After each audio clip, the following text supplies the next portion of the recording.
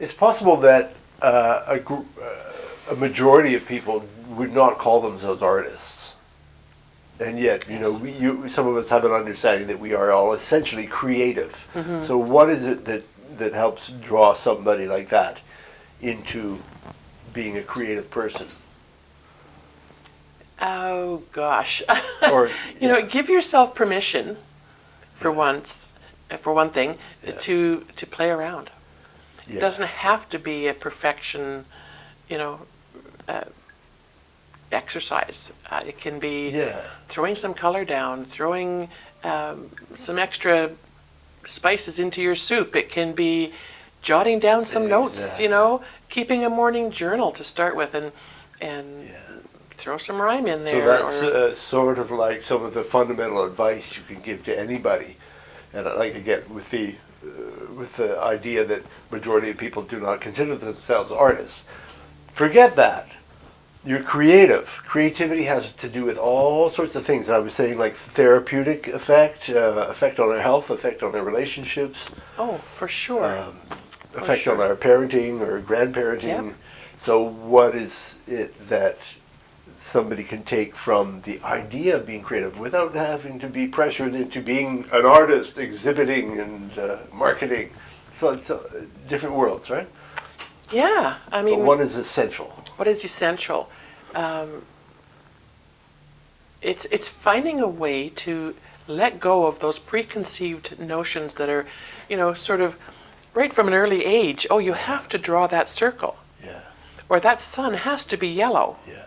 You know, that tree has to be brown with green leaves. Or how are you going to make a living? How are you going to feed your family? How is that going to look? You know, as it, you know, like I say, if you're putting thought and intention to anything, you're creating, you're creative.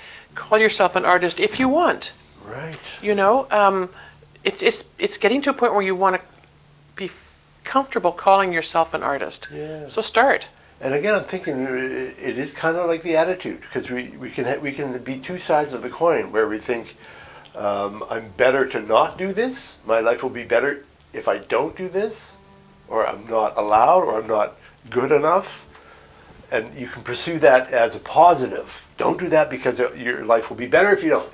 And the other side of it is do it because it will improve things. It's got benefits. So right, and I mean, there's always a debate. You just got to change your mindset about it. Absolutely. There's always a debate on what's a professional artist and where that line is, and that's kind of a fluid line as well. My sister was here visiting. Yeah.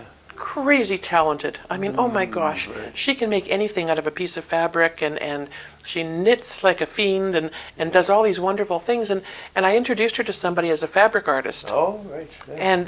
And that she took a step back and afterwards said to me, "Why did you say that?" And I said, "Well, because it's true. Yeah. You know, you're creating with fabric and fiber and get used to calling yourself an artist, you know? Good move. It's if that's what you want to be. I mean, maybe you don't want to be called an artist. Yeah. You know, call yourself a creative or a hobbyist or an instigator or something. Yeah, a craftsperson or a dabbler. Yeah, I mean... a putter like me. Because somebody says that doesn't fall into the category of art, then talk to somebody else.